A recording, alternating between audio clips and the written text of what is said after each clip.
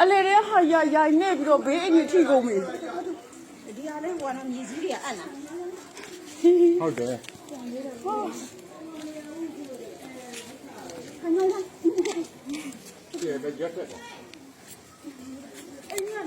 မဟုတ်အလေတွေကနေပြီးတော့ဘေးတွေကိုခွာလို့ရင်းတော့သူ့သာတာကြီးဟာဘုံလည်းလည်းကြောက်ဘူး